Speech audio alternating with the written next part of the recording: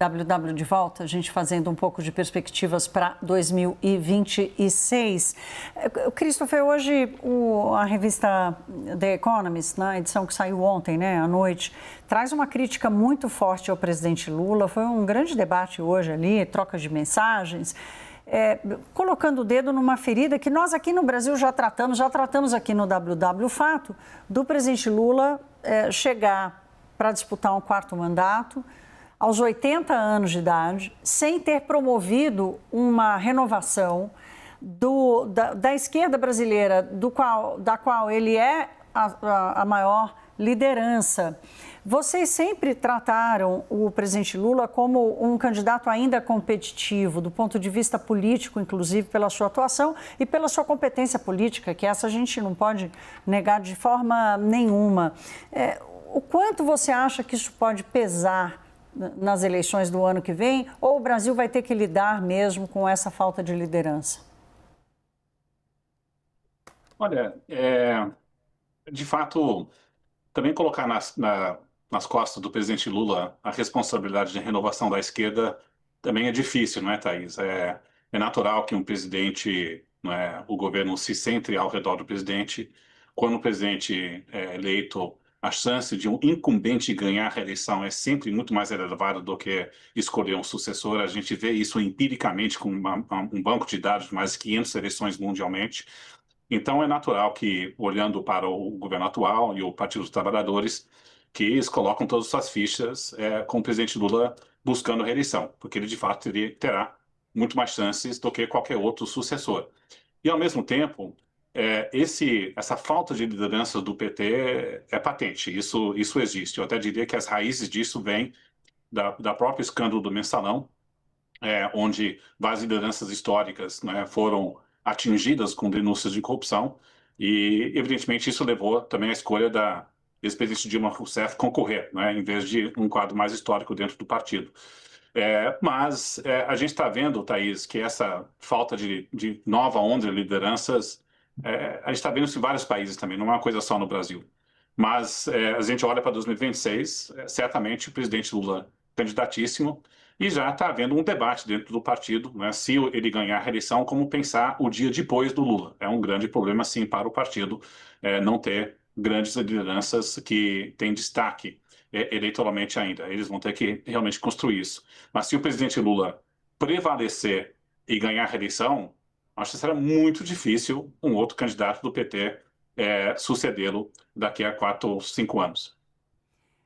Jussara, uma preocupação é quem vai ser a composição da chapa de Lula. Ele já falou de Alckmin, de Haddad como candidatos aqui ao governo de São Paulo. Há quem diga que ele vai manter Alckmin na sua chapa, há quem diga que ele precisa fazer uma renovação, provavelmente encontrar uma mulher que pudesse dar um pouco mais a cara da diversidade que ele não conseguiu colocar e promover no seu governo. Onde é que está esse debate dessa composição da chapa de Lula? Thaís, vou começar pelo final, quando você cita a questão das mulheres, da diversidade que o presidente Lula foi cobrado ao longo, né, tem sido cobrado ao longo de todo esse terceiro mandato dele.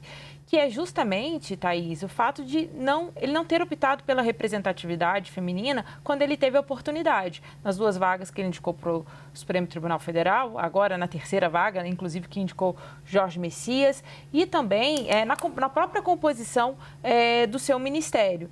Bem, mas fora isso, a gente observa que esse debate de ter uma mulher como vice, ele já vinha na campanha de 2022 e ele optou por Geraldo Alckmin num outro cálculo político. E eu sinto que neste momento, pelo menos nas conversas que venho tendo aqui, que não há nenhum nome feminino, nenhuma mulher sendo cotada de fato para ser vice de Lula neste momento. Às vezes se falam da própria ministra Simone Tebet, mas assim, sempre cita como um nome, mas não como uma viabilidade mesmo.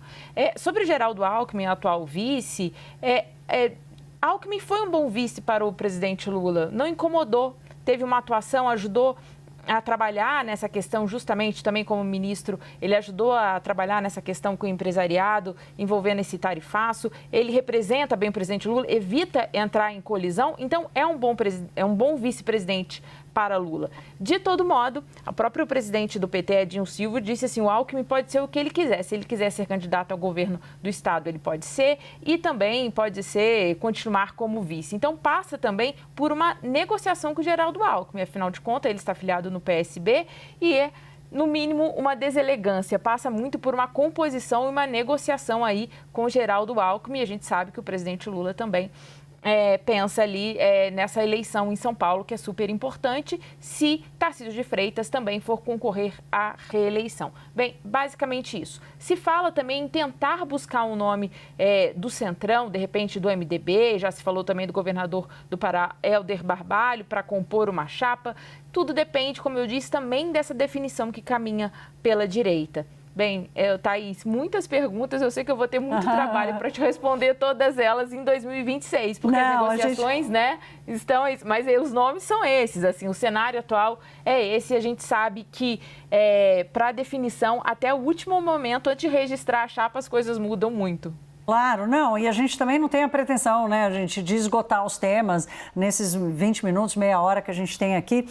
Christopher, eu quero pular para a parte das instituições, da crise das instituições, desse conflito que tende a aumentar, o caso Master chegando agora, expondo ainda mais o Supremo Tribunal Federal, que foi um aliado importante do governo Lula nesses 3 primeiros anos e agora metendo os pés pelas mãos, especialmente nessas 2 últimas semanas, na pessoa do ministro Dias Toffoli, colocando o STF, quer dizer, é muito difícil você separar a atitude da persona da visibilidade da instituição.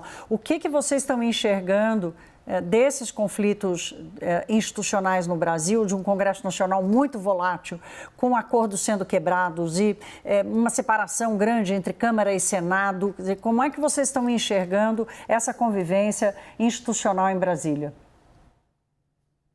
Olha, eu acho que a tendência é piorar, Thaís, olhando para 2026, dado o ano eleitoral. Nós temos a direita que está mirando ganhar cadeiras no Senado. O Senado vai ser uma grande batalha política para 2026 e muitas das campanhas de candidatos da direita vão se centrar numa crítica ao Supremo Tribunal Federal.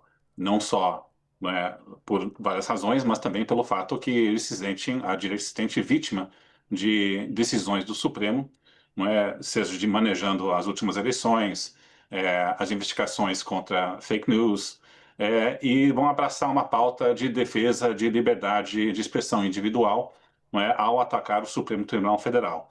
Então, vai ser uma campanha eleitoral carregada com o Supremo sendo alvo e um motivo de mobilização de candidatos da direita.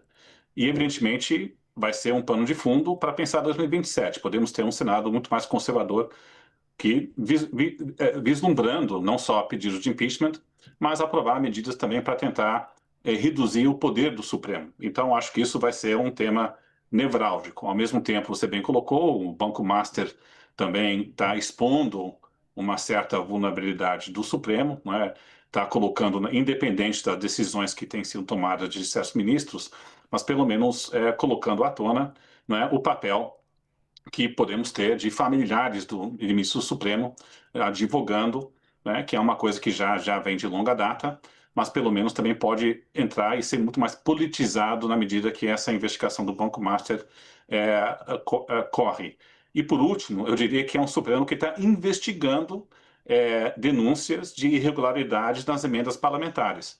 E o bem da verdade, que todos que a gente acompanha Brasília muito próximo, sabemos que o que motiva bastante o Congresso Nacional hoje, particularmente a Câmara de Deputados, é ter acesso a um volume crescente e bem robusto de emendas parlamentares. Então, quando você tem o Supremo Tribunal Federal investigando denúncias de irregularidades, é claro que isso é um pano de fundo que tensiona muito, porque muitos no Congresso enxergam as investigações do ministro Flávio Dino sendo politicamente motivados em conluio com o Palácio do Planalto. Então, você pega essas 3 vertentes e acho que tem tudo para poder tensionar mais para 2026. É o sequestro do orçamento feito pelo Congresso Nacional, Jussara, numa dose ainda mais forte, Começa com 15 bilhões de reais, está passando de 60 bilhões de reais, e mesmo com o aperto do Congresso Nacional, não há embaraço em aumentar essa fatia. A movimentação no Congresso Nacional para, de alguma forma, lidar com a pressão do Supremo Tribunal Federal e não perder de jeito nenhum essa bocona, que a gente costuma falar boquinha, mas no caso das emendas já virou bocona.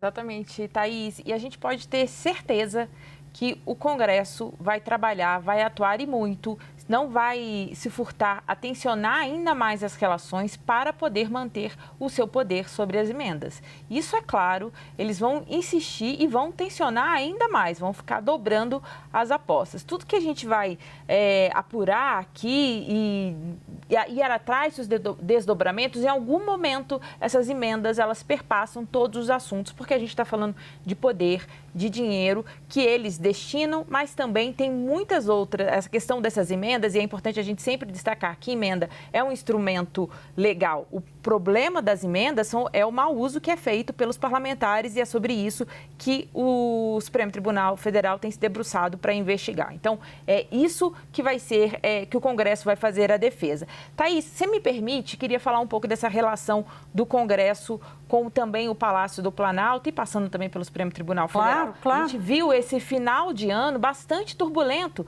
com Hugo Mota em confronto com o presidente Lula, com o Palácio do Planalto, atacando, inclusive, criticando o Palácio do Planalto e vice-versa.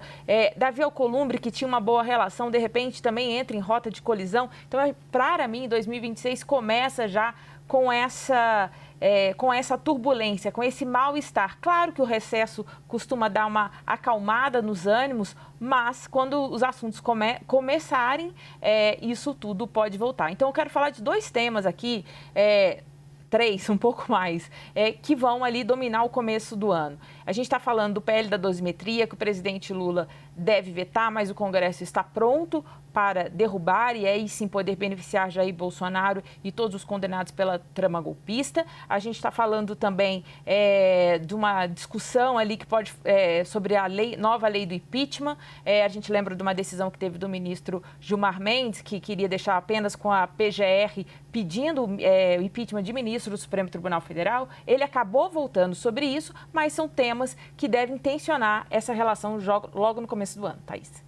Claro, e elas têm tudo a ver com esse problema da questão da segurança pública, né? Porque acabou misturando tudo e a solução não apareceu. A gente ficou só com a crise em torno do debate e sem a solução.